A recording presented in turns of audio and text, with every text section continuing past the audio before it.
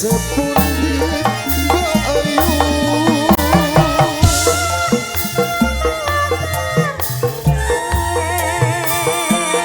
terminal si sepuluh tutup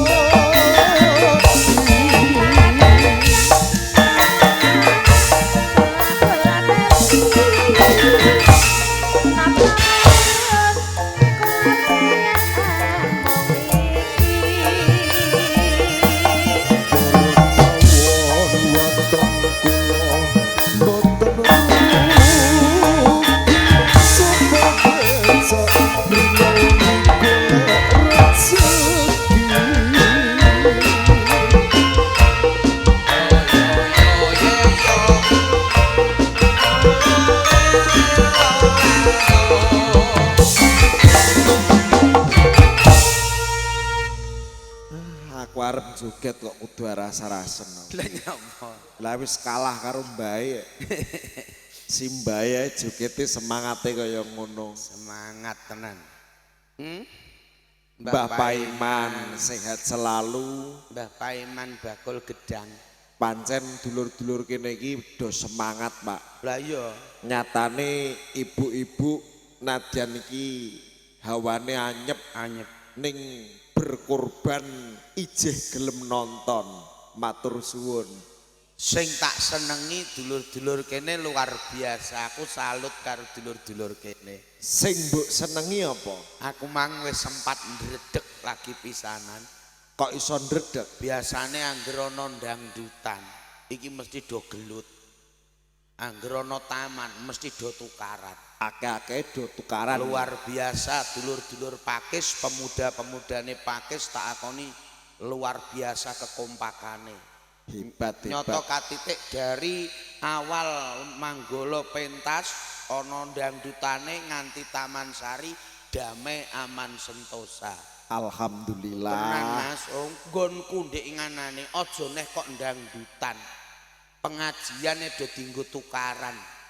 Pengajian iki tukaran, kandhane kiyaine angger apa nyanyi solawatan wis juwotosan. Loh, sing nguri dhewe malah gegere ra umum. Apa? Aku mbek bojoku. Loh, lah kowe karo bojom kene. Bantah. Lah ndekne pengajian nang omah jangane gosong. Alah, perkara jangan. Lah piye wong aku teko-teko arep apa mangan arep mindo batin aku wong bar apa jenenge pengajian jam 10 bengi. Mulih lho ambune kok sewengir-sengir iki apa? Waduh jangan kesukaanku gosong. Oh alah lah perkara jangan nek kok mbok rewangi tukaran karo bojomu. Lha piye ora nek iso iki sing rukun karo bojo, contoh warga kene, kerukunane luar biasa, kekompakane luar biasa. Tur meneh dulur-dulur kene wis do ngrasani taun ngarep arep nganake acara sing kaya ngene meneh. Saltone jek akeh kok. Sik to kok salto iku lho. Turangan rumasamu keprok tukang perang ndek bengi apa piye? Emang gak roh Mas panitia sing ngumumno sak RT, 2 RT, 3 RT tarikane entuk 20 juta. Nggonku iki lho, aja nek kok 20 juta. Sak RT iki wong 35 kakak mok entuk 250. Nggon aku. Oh lah ngono kok mentol omong. Kowe nek omong ngono diguyu karo wong kene kowe. Lah mulane aku gumun tarikane apa? Lha iku ana sing narik nomah iki tak gawani beras 5 kilo. Ya bangetan. Beda nek karo dulur-dulur kene. Kula nek mirsani dulur-dulur kene nyuwun sewu. Brehweh dermawan. Sing ora ndelok lah ya nyumbang kok. Mas Ndamdut nek sing Malaysia iku dulure Ipin Upin iku sapa? Mbah Mas Ndamdut mbah. Oh sing merantau ning gone Malaysia. Lho mergo acara iki ya didukung warga mriki sing merantau ning gone Malaysia. Iku nyumbang ning kono transfer. Lah mula. Walah aku ngantek kaget kok. Kerukunane kekompakane luar biasa. Tur meneh nyatane acara yo berjalan aman, tertib dan terkendali, ora ana alangan apa-apa. Biasane lho nyuwun sewu, ora kok teges elek disa njaba mboten. Ning sering kejadian Bapak Ibu. Nggih. Saben pentas ketoprak ngeten iki wonten pencurian sepeda motor. Saestu niku. Mulane dilingno. Wingi teng Rembang nggih ngoten. Nggih. Toprak pentas sepeda hilang telu. Hilang telu. Teng Pati nggih ngoten. Anggrana ketoprak mesti sepeda hilang papat. Mboten benten kali desane kula. Omahe dhewe. Desane awak dhewe iki mbiyen lak ya rawan ta, Pak. Lah anggrana Anggrana ketoprak ngeten iki desaku nggih pedah nu ilang 5. Aja neh ketoprak. Ngono dangdut pengajian pedah ya ilang. Ilang, Bu. Ning alhamdulillah sakniki desane kula sampun aman. Sakwise Sendor diangkat dadi satpam utawa security. Hansip bau. Diangkat dadi hansip linmas. Alhamdulillah sakniki saben ana acara aman mboten wonten pedah ilang. Mboten wonten pedah ilang, Bu. Wong biyen niku malinge kula. Mane wong bocah matane apa-apa wong mbok brokno. Ngono apa to kok nesui? Lah ngono ku dak saurunge aku dadi hansip wis aman ngono ndara malah. Riyen hansip sakderenge Pak Sendur dadi hansip, Bu. Oh lah maling saiki kula dadi hansip. Lha wong trae malinge sing ngongkon aku. Lah saiki aman apa ora? Ya aman. Lah iya mula kok iso. Aku dadi hansip aman, Bu, wis ora entuk setoran maling aku. Mulane patut ditiru, patut dicontoh. Desa mriki aman. Pakis kondusif alhamdulillah. Luar biasa. Ekonomine ya maju.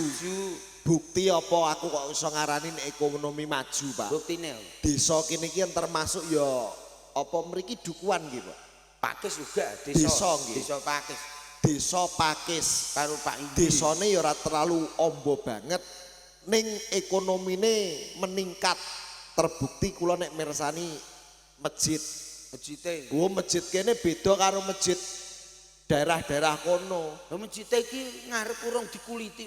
Lho, najan ngarep urung dikuliti, Pak. Ya. Nek nyawang masjid iki istimewa. Mergo apa? Aku nyawang cagak-cagake kuwi, kekuatane kiwa tengen iki kabeh digawe saka beton. Iya. Otomatis nek digawe saka beton kuwi ngenteki ragat sing akeh, butuhke dana sing akeh. Ya ora ragat. Ya ragat, wong iki beton sakmene akeh iki regane ya larang. Lha sing tak pikir juga perkara ragate. Lah perkara apa? Lah sokone kan dikek kok beton. Kok beton gawe digedhi. Lah oleh golek tewel lho kurang truk. Coba beton kok ngarep lho. Lho, beton sik to. Iku wong edan apa ndeng-gendeng. Kowe kok malah ngrembug tewel iki maksudmu piye? Lah omongan jare, kula seneng Pak masjid mriki sokone saking beton. Lah iya masjid iki digawe saka beton. Lah yo oleh golek tewel beton kok nganti digawe apa jenenge sagak masjid. Ora usah butuhke tewel. Lah beton ora kok tewel kok apa? Alah Gusti lagi mudeng aku. Kowe iki mbok kira beton iki isi tewel to? Lah ya aku mang senden kok pliket kabeh. Ya Allah Gusti kuwi iki mbojo isini-sini wong to. Lah tenan kowe iki nek ra ngerti al wong tekon. Aja salah pangerten. Lah nyampe. Ketara kowe iki wong ora pengalaman. Sing tak omongke saka beton iku ora kok beton isine tewel.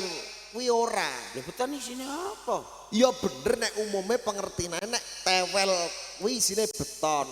Ning kan buah-buahan. Iki dudu buah-buahan. Lha beton. Beton kowe nek ora ngerti isine tak wenehi ngerti.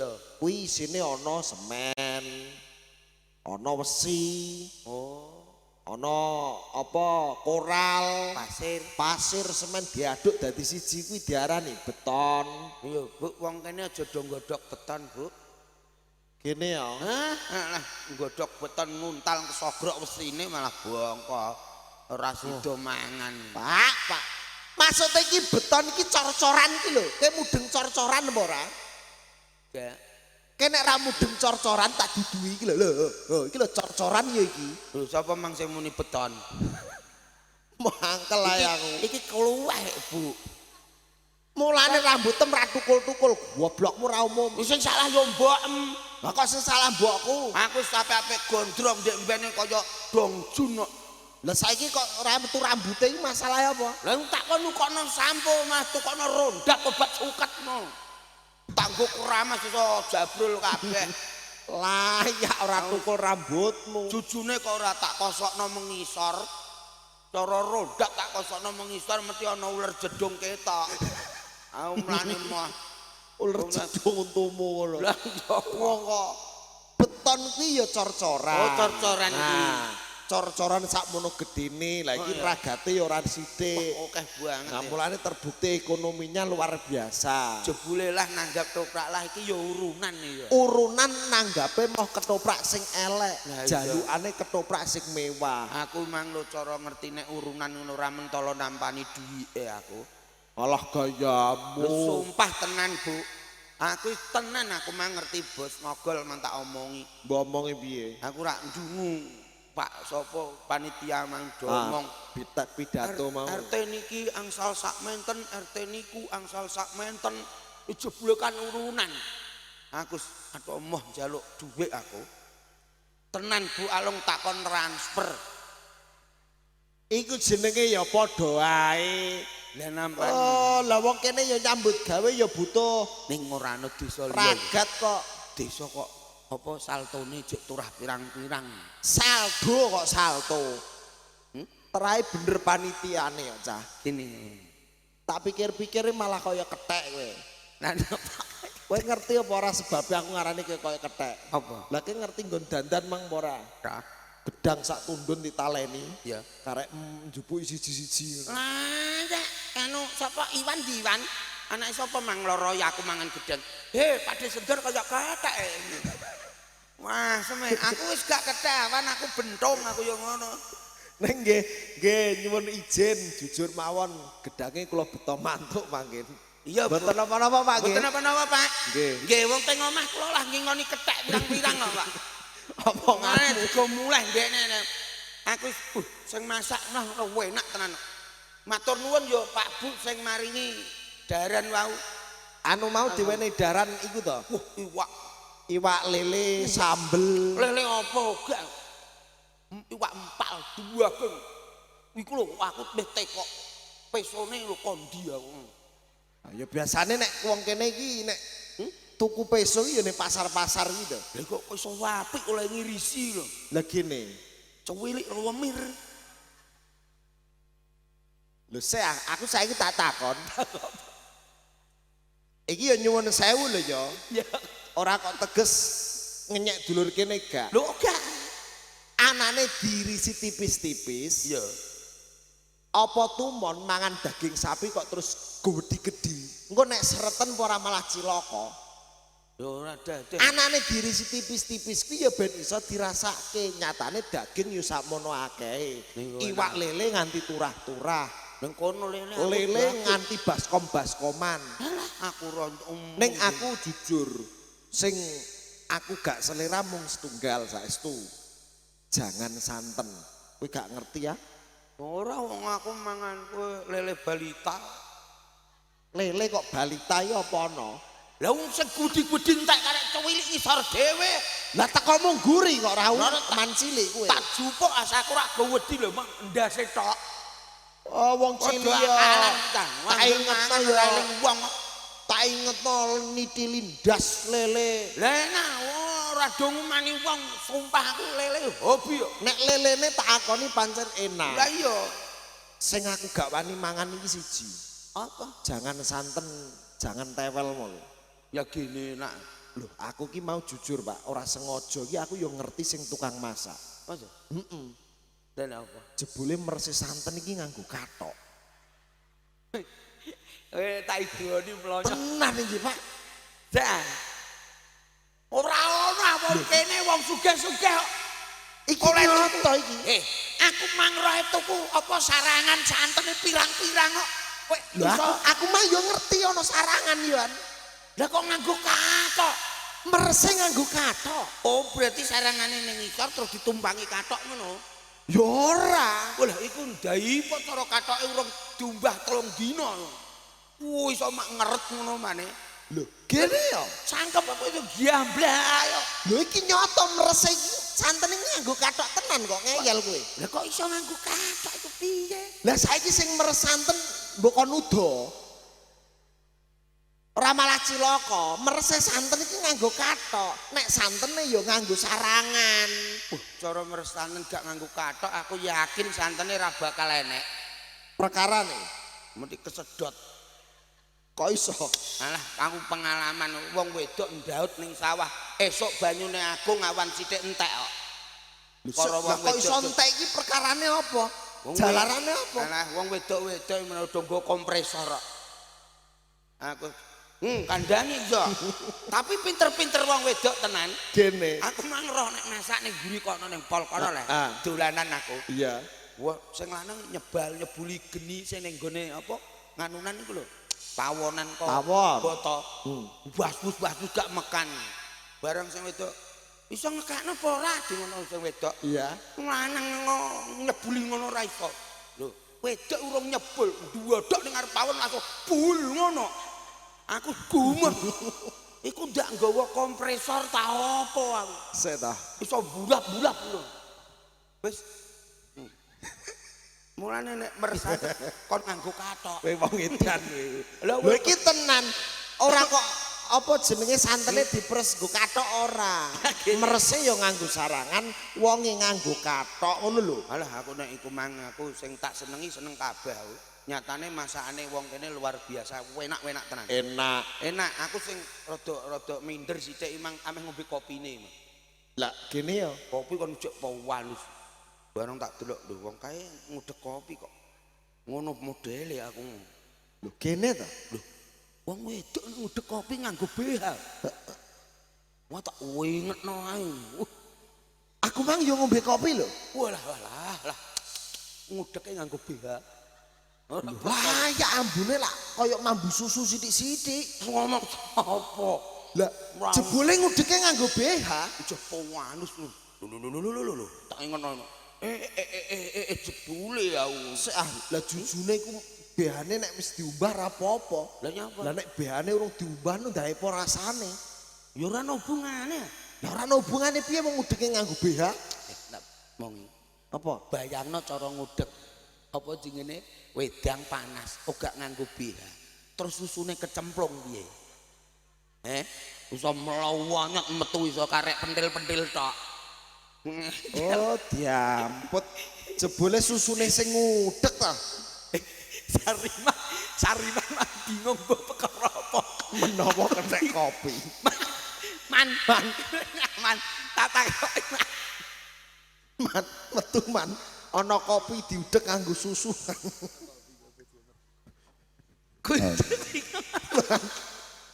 mah ngombe kopi apa ora? Emang ngombe kopi? Kuwi rasane piye? Enak. Oh, lek ngudek nganggo BH kok enak tok iku lho. Kowe kemang mangan jangan santen ning pojokan. Iya. Lah nek meres santen nganggo kathok.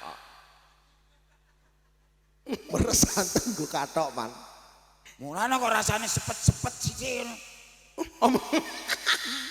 Alah enak nek wong kowe mangan tek mosok. Lah kowe mau mangan apa ora, Man? Mangan ning kok repote ku sendor ning ngisor kursi mun dilikno sak piring. Lah ketoke kok ora bener sendor iki. Mbok dhewe sol piring mbok tutupi tisu. Ya, Aku juga sego lho ora ono lawuhe.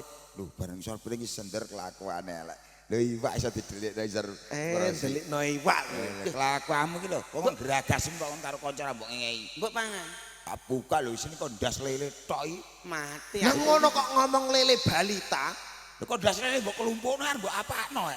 Lah aku uman awake cilik. Ayo ndase sing gawedi-gawedi tak kelumpukno. Lha buntut di rumah saku ndak sak iwake ya. Buntut tok karo rire, ndase dikelumpukno lho iki. Mosok cekekmu ndas lele. Oh alah. Aku Ayo. nek roh lele ora. Ya ora tak maido, Man. Wong anjen sendor iki anake pirang-pirang. Biasane kan kok nek lele diadai teko omah diwenehno anake. Pakakno anak. Anake kan wake. Wake mandek iki. Lah nek anakmu pira, Man? Anak pira? Anakku telu. Telu. Telu. Urip kabeh. Gak urip sitok-tok. Ya urip kabeh kok. Lha nek menawa ana sing mati. Ning iki sing repot siji. Apa, Man? Bojoku meteng neh. Alhamdulillah. Alhamdulillah bojo meteng nek. Aku asine iki ora mangkat rene ngono kok.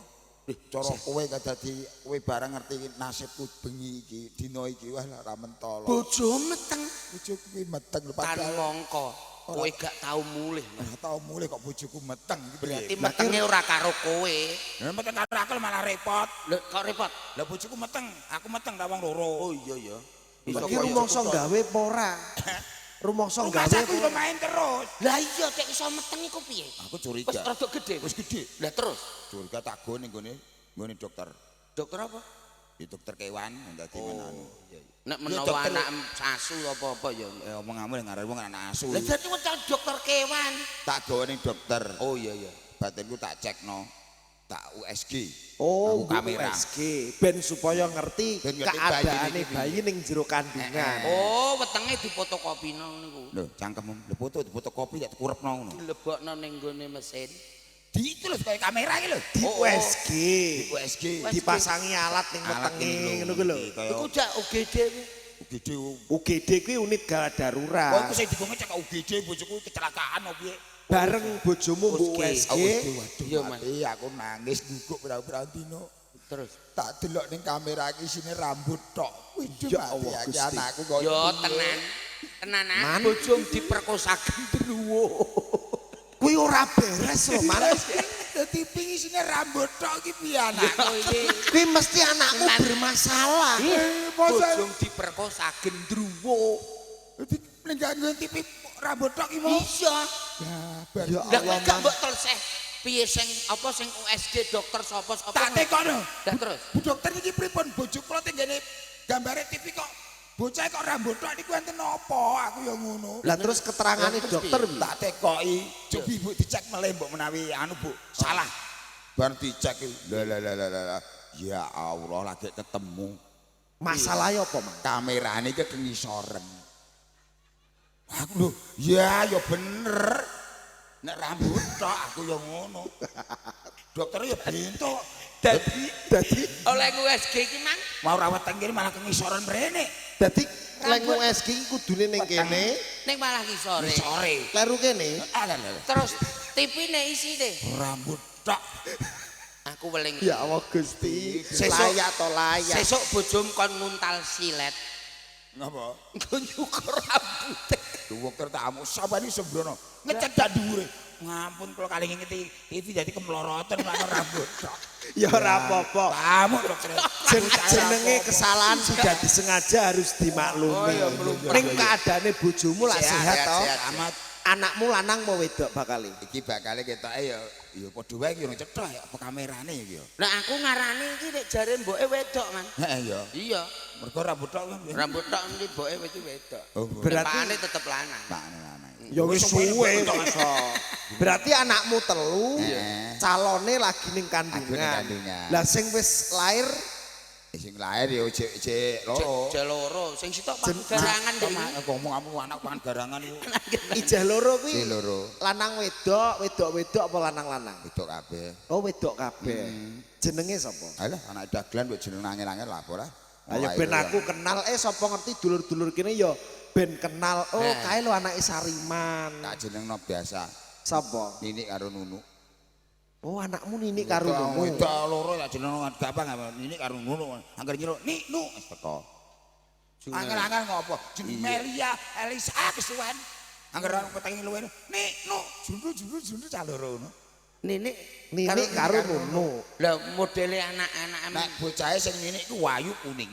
Oh iya jelas. Resik sing ninik lho. Putih. Agak delok jengene wis ketok apik ninik. Ketok kuning resik. Nek sing Nunu Iya. cah wireng. Matane wombur tuh. Sing Ya iku Nunu menawa- iku ireng. Iya menawa iku didemeni gendruwo. Lha sing kamu kok. Ning sing tak gumuni. Iya. Angger bocah lanang nom-nom ki nek mara ning omahku. Heeh. Sing diparani ora nunu ninike. Lah sapa? Nunuke. Dadi anggere ana bocah dolan, Sing diparani ora ninike. lah apane? Nunuke. Sing digoleki Nunuke sapa? Nunuke, nunu nini. Padahal nunuke ireng. Ireng lho padahal. Kok iso diparani iku piye bocah iku? Bocah Aku dhewe goblok aku wis. Bocah loro kok ayu nini pinter nini. Lu wis sekolah iku. Wes Ndek iki mah tiba sepedaan gocekan. Masyaallah. Masyaallah. Wah, jungker walian. Lho, ninike ra apa-apa. Lho, nunuke sudah babak bundas kabeh, siset kabeh. Nunuke iku Nunuke siset kabeh. Nini gak dadeh. Gak dede. Lah sing siset. nunuke. Wah, Suwek ngono, Mang. Wala tak jahit bareng. lho. Sing mbok jahit apane? Nunuke. Masyaallah, Masyaallah. Iki tak kok guyu iki lha. Lah kok nunuke kok ngantek suwek iku mang piye polahe aku ngrasakno. Seorang kon lha wong wedok-wedok kok malah do guyu iki piye? Ya, lah nunuke wong wedok kok nunuke wong wedok. Nunuke nini. Nunuke anakku kok ora Man, nunuk. anakmu leh jenenge ae, Man. Napa? Iso wong wedok-wedok seneng perkara nunuke suwek iku mangok, Man. Wong aja jenenge yo Ninik Nunuk kok. Yo padha ayo. Ninik nunuk. Ninik nunu, nek ninik rupane. Ayu. Nek nunu. Ala Ning anggerana wong dolan sing digoleki. nunuke. Ye, lah iki apa lagi ketemu. Iki lho perkara tembung nunuk iki mau. Ya tak gantine. Ganti sesuk. Tak ganti Sarni karo Sarti. Timbang marai perkara. Lah, Sing wes baku padha. aku suwaning pakis, aku aman. Alhamdulillah. Keluargaku seneng ati ya, Man. Wis aman kabeh. Cih. Karek seneng-senenge. Oke. Mulane menghibur masyarakat Pakis. Ngaten. Piye? Spesial kanggo warga masyarakat Pakis. Pakis. Yo njaluk pangestu Pangestu. Wahyu Manggala benjing lumerep wonten Tuban, Jeruan. Jangkauannya agak jauh. Yang jelas awak dhewe njaluk donga Amin. ben selamat sekabehane. Iki sing mumet ketua panitia. Lah kok ngono? Perkara nih. Tahun ngarep iki cah nom-nom njaluk dangdut. Ya. Sing piyayi sepuh-sepuh ajek ketoprak. Iki tak kei tengah-tengah. Iya. Ya dangdute ya ana, ketoprake ya. Lah carane iki. Carane nanggap barongan. Nah. Edan iku. Dirungono tenanan omongane. Ono Juga maksudnya dihaki satu hari apa sing koyok ngeniki halal bihalal monggo nanggap ketoprak engko nek khusus pemudane nanggap dangdutan soalnya mau wis didukung karo kanca-kanca sing merantau ning gone luar negeri ana Malaysia, Singapura ning gone Taiwan ning diwae wis siap mendukung dulur-dulur kene. Ayo Mas jam 3. Yuk siap. Diaturi satu lagu kita spesialkan untuk yang masih menonton. Yuk. Kita kasih lagu Apa? ngersake campur sari napa dangdut? Campur sari. Sing anyar napa sing lawas? Anyar urung ngapal. Sing lawas. Lali wis. Alah, ora nyanyi kowe. Yo, monggo. Wanotya ayu utama Ya. Puspitanala Utama wis mangkat durung? campur sari monggo. Udah mangkat Utama. Ayo mangga diaturi satu lagu yuk.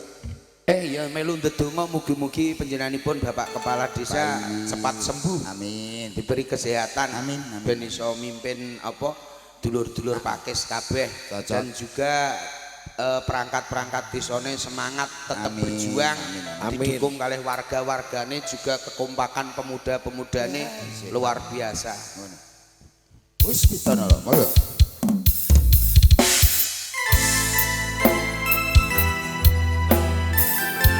RHS Production.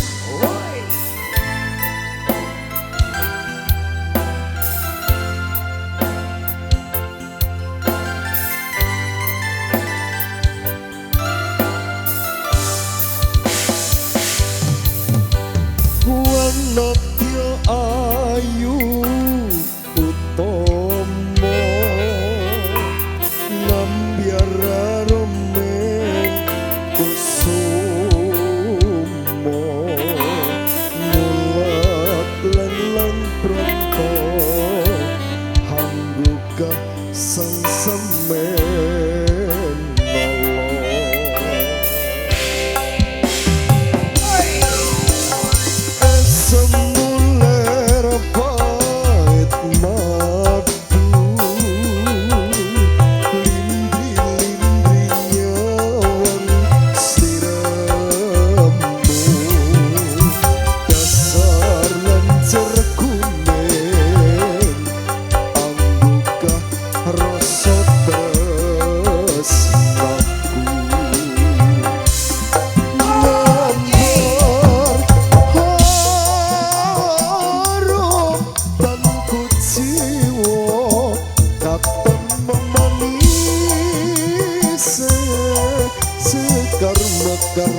melati renun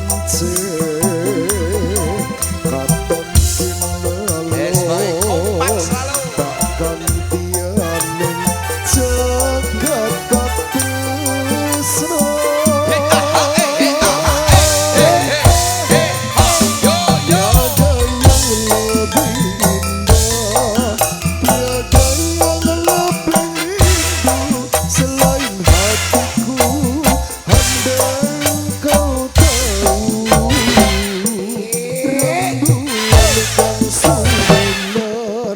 nyakseni tresno kang kudu kanono liya mung sira wong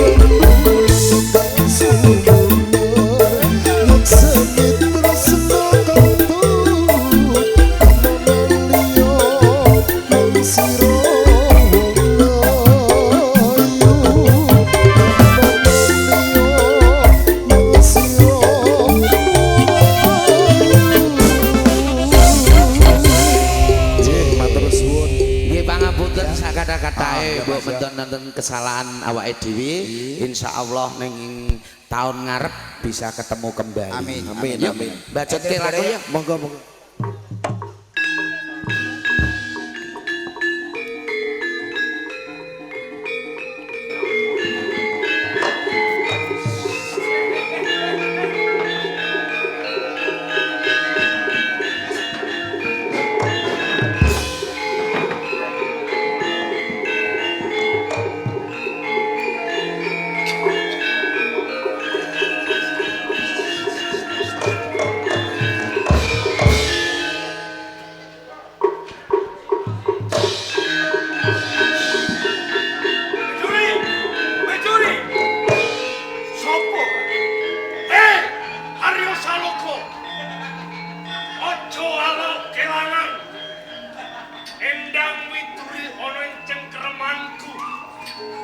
Senopati saka Tumar Bintoro. Lamun to kowe kepen mangerteni, Endang Widuri bakal kedaupan lawan Pangeran Pangiri. Yen pancen Wirsatrio tumuju ana ing alas Kaperwatan tak oyang kowe.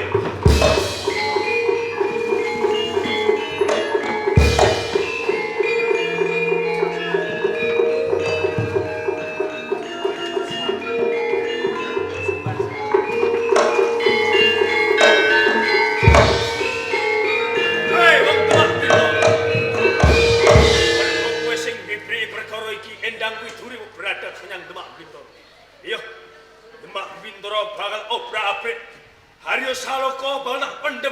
Aku nganggo gelar Kebon Danu Banyu Biru Alas Kakulatan. Wong Demak metu aja bos.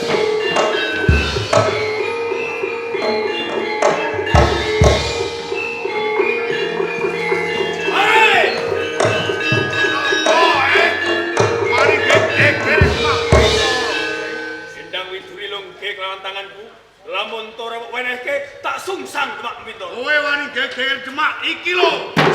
Kowe aja. Kowe iya. Iya. Ayo mlayu.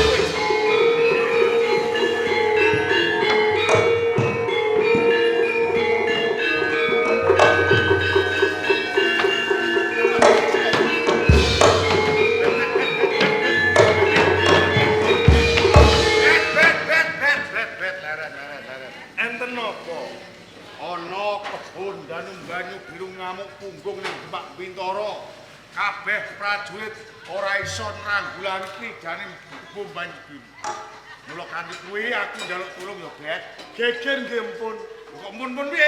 Lah kula mpun mboten dadi prajurit Ngene. Lah sakwise kaya ngono, Kanjeng Sultan Trenggono iki nganake Giri Sayembara. kados pundi. Nek kowe bisa nyekel anane kebon Danu Banyu Biru, undu-undane ora ana liya Ratu Kambang. Kula badhe nderek muku saya. Tenan? Iki sing bucuk ana monggo.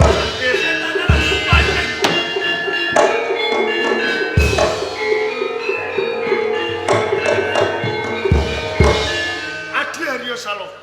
Apa sampean ngerti mlayune Senopati Demak Bintoro kang aran Probesmi? Aku mangerteni. Nek ngendi tak idak oglek-oglek balung. Aku kepengin mangerteni. Di Saloko. Kakang nganti kowe mbarang ngamuk ana ing Demak Bintoro kanthi dasar apa? Dasar kumaton. Calon bojoku Indang Widuri wektu dina iki beradat wong Demak Bintoro. Malah kaporo. Bakal dijodohke kelawan Pangeran Pangiri. Upama sampean dadi aku. Sampeyan iku lanang, aku uga lanang. Apa ora barang ngamuk ana ing Demak Bintoro yen tok ana lelakon kaya ngene. Lamun to aku dadi kowe. Mestine wae aku yo barang ngamuk. Nanging ngertenono Saloko. Sing beradat Endang Widuri kuwi dudu senopati saka Demak Bintoro. Banjur sapa? Aku. Sampean.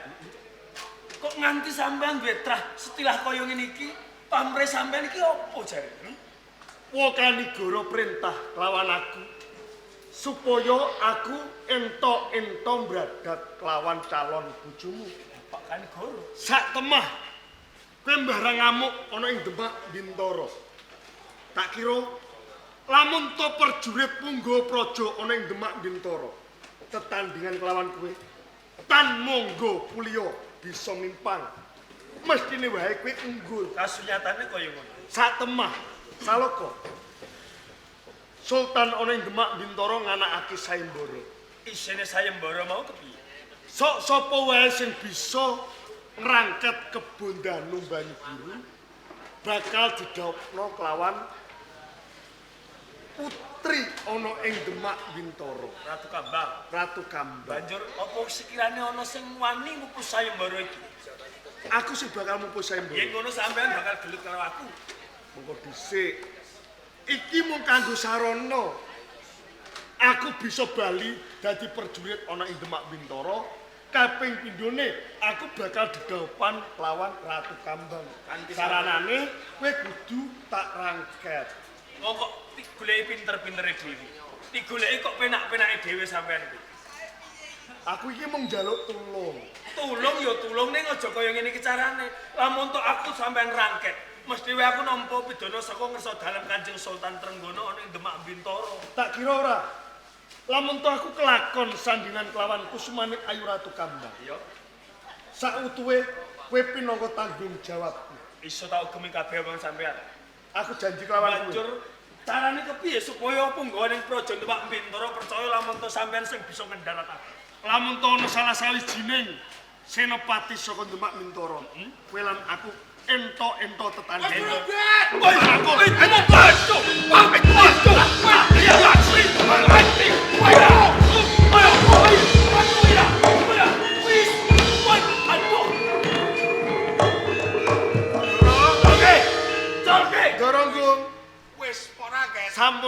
kaget. Col gebet. Col gebet. Col gebet. Mati. Wis. Aduh. Monggo, Dora. Aduh. Aduh.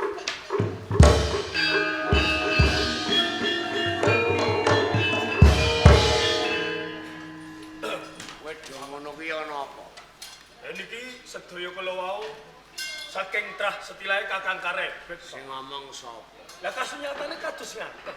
Kula kedah ndamel geger wonten ing Ladang Demak Bintoro, pamrihipun menika pengen dados prajurit malih wonten ing Kasultanan Demak. Beraning perkara ya namara tuamu sampean takoki dhewe. Nane pripun to, Bapak? Ya. Tulis Saloko. Pancen sing gawe rekodaya kaya ngene iki pancen. Dasaripun menapa? Jalaran apa ing pamrih.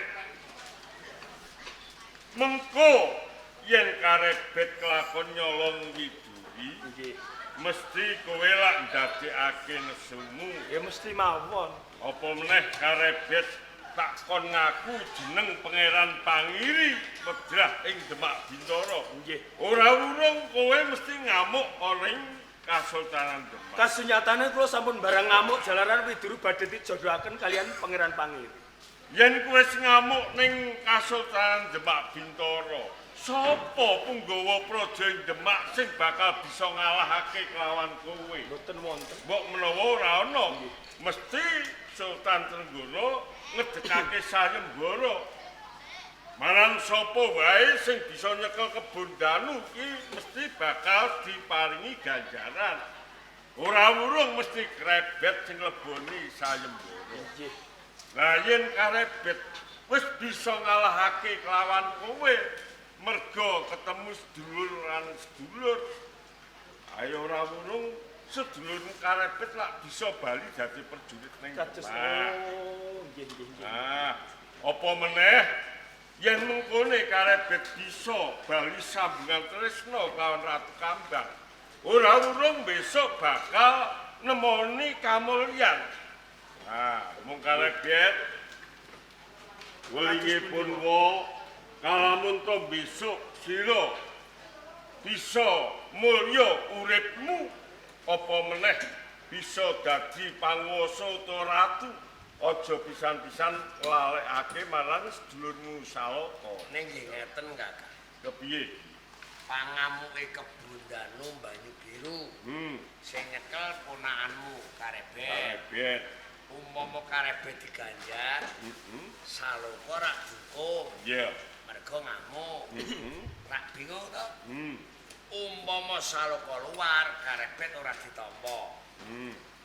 Jelas niki nek lakone iki dirampungi ngoten tetep kaya ngoten. Nggih.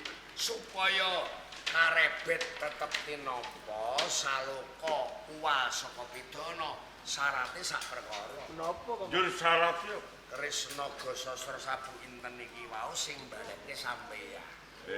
ngono. Lho, nek sampeyan wis diparingi, diaturke, mengko Saloko kuwal saka pidana, kebon danu Banyu Biru ilang, Karebet tetep dadi pengayoman garwane Ratu Kambang. Ayo aja ngomongke pun Kakang Ki. Mergo apa? Nggih. Nalika ilange pusaka sakloro Nagasasra Sabu Inten. Nggih. Iki sing dinakpolan Adi Masa Jeneng. Kula nggih arep ndereke sampeyan Nah. perkarane kula arep leren le dadi tumenggung utawa senopati trimah bali teng Gunung Kidul. Mergo umur kula iki wis 35 taun. Wilis ngenteni. Kaya ngono ya, mengko baline pusaka Nagasasra Sabu Inten kudu Adi Masa Jenar lan pun Kakang sing aturake. Crita niki dadi kanggo kaca Brenggara tumrap kita sami. Wah, Yumanggara wis mbabar cariyos nek ana kurange nyuwun pangapunten dhateng warga masyarakat Pakis. Donga dinunga pinayungan berkah selamat kalih Amin. itu tebing sampika. Amin. Panutupe ngatur usikum manapsi kita kula. Wassalamualaikum warahmatullahi wabarakatuh. Pangiyatan sampun.